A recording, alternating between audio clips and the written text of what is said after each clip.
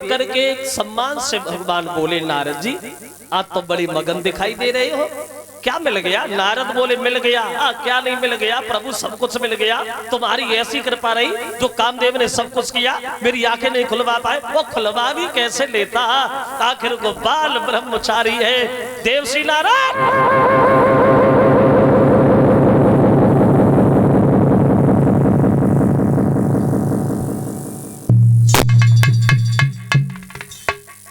देखो कहां भोले बाबा ने मना किया था जी घमंड भरी बात नारायण से न कहना, लेकिन घमंड में इतना भूल गए जो शंकर जी की कही हुई बात भूल गए और सारे मर्यादा के दिवाले ही उन्हें और बोले, प्रभु सुना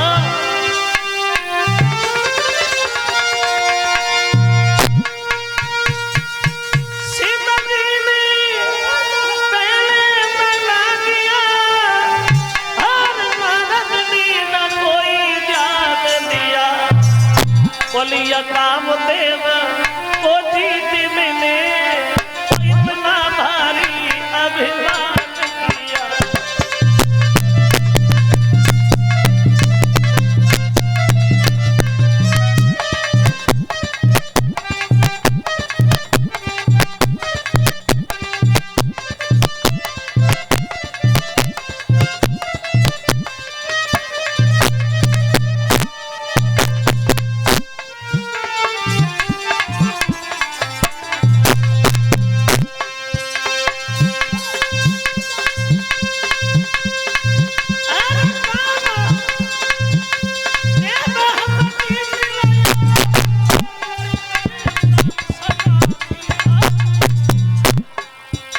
आखिर को क्षमा मांगी हमसे, ना मुझसा कोई ब्रह्मचारी।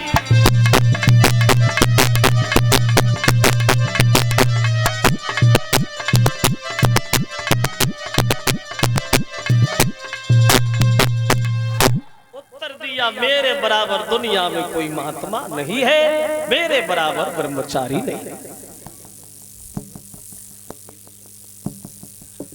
तब तो भगवान ने नारद के मुंह पे नारद जैसी बात कह दी, बड़ा अच्छा किया नारद, तुमने जो कामदेव को जीत लिया।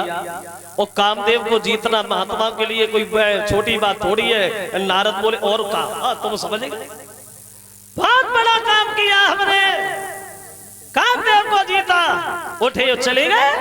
लेकिन भगवान सोचते अब तो हमें ऐसा काम करना चाहिए जिससे ये नारद का घमंड दूर हो।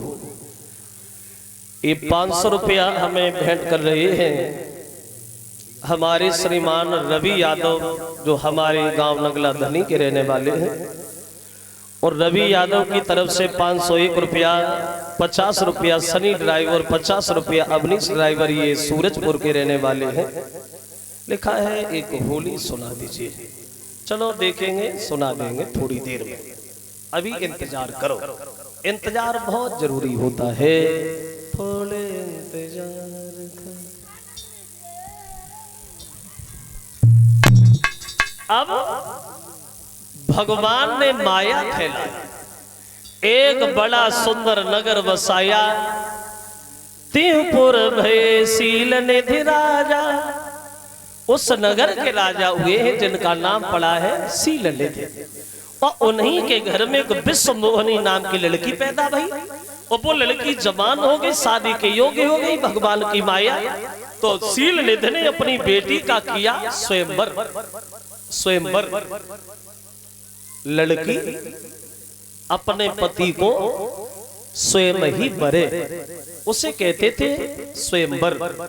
और गंधर्व विवाह किसे कहते? बोले गंधर्व विवाह उसे कहते हैं जिसे आजकल कहते हैं लव मैरिज, प्यार में शादी। उससे पहले गंधर्व विवाह कहा जाता था। तो सील निधि ने स्वयंवर किया, तो ज्यादा नहीं 2 दिन पहले ही नारद गए वहां से निकलते।